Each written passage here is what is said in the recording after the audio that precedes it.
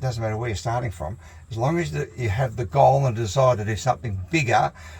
If you make that's the what. That's what you want to do. You don't have to think about how. Most people start thinking, well, how could I possibly own a property like this, or get a helicopter, or fly around the world? If you start thinking about how, you can't do that. You've got to think about what you want to do, have, and become. And once you do that, you'll start to see how. You start with what.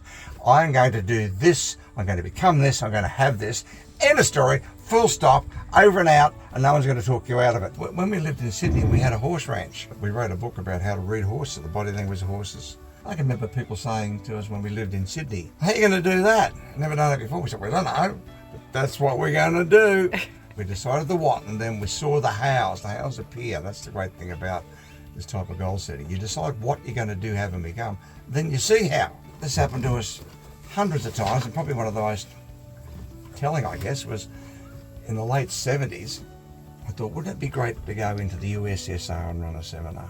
And I can remember, I wrote that on the list, I'm going to give seminars in the USSR. I can remember people saying to me, my friends and people I respect, how are you going to do that? They've got the Iron Curtain. You can't even get in there as a Western. If you do, you'll probably disappear. Well, I don't know how I'm going to do it, but I'm going to do it. But how? How, they'd say. And people kept asking me how. I stopped telling them. And when Gorbachev signed off communism, Christmas Eve in 1989, Barb and I said, we're ready to go. We've been practicing this, and 6 weeks later we landed in Russia and started giving television interviews and doing seminars, and that became our major market for 32 years. But when we arrived, part of the Go to Russia plan was we're going to find a high-profile person that can become the consultant for us, that'll get us known in Russia. A guy in our film crew said, my brother knows the guy who's just been appointed the mayor of Leningrad, St. Petersburg as they now called it, and he's a bit of a progressive and thinks running seminars is good, and he was the first democratically elected politician in Russia. So I said, well, put to him that we all do a one-day seminar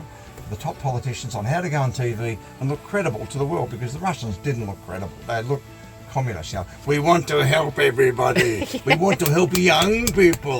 That's just wrong. His name was Anatoly Sobchak, and he agreed to put the seminar on. And when we arrived, he sent us a note and said, look, I can't make it, but the deputy mayor, he said, will run the meeting. He's a guy called Vladimir Putin. He'll introduce himself to you. So Vladimir Putin hosted our very first seminar at the Winter Palace in St. Petersburg. And we're standing there, and in through the door came Putin, not a big guy, small, nondescript guy, with 2 big guys next to him with sunglasses. And he's running the seminar. And we did a seminar that day. It was huge. It was a fabulous seminar. And some of the people who were there that day, the younger Russians, are now leading politicians and oligarchs in Russia. So that established a base for us in Russia, being connected at the right level. But it was a great experience, but it all came from writing it on a piece of paper in the late 70s, give seminars in the USSR. If that hadn't have been written down, the RAS, the part of the brain that searches for stuff, wouldn't have been searching. Same as speaking a foreign language. I decided I was going to speak fluent French. I wanted to go and live in France and be a Frenchman. And so I wrote down, learn, speak French. And as soon as I wrote it down on my computer, you know, you get those little ads that come up on the side where they're trying to flog you everything up. I want to learn a foreign language. So I clicked that and went through it. I got a basic French course for free. Then I started paying $5 a month. Et maintenant, je parle français très bien. J'ai la maison, le Suite de France, près d'Avignon. Barbara et moi, nous avons les amis there. Nous buvons, nous jouons. C'est très joli. I became a Frenchman. But if I hadn't written down to speak French, I wouldn't have seen that box come up. So I contacted the people who were advertising that box, said, how long has that been coming up? And they said, we've had that for 2 years. And I had never seen it. And the reason I hadn't seen it, because I hadn't written down what I wanted to do. As soon as I wrote down what I wanted to do, there it was.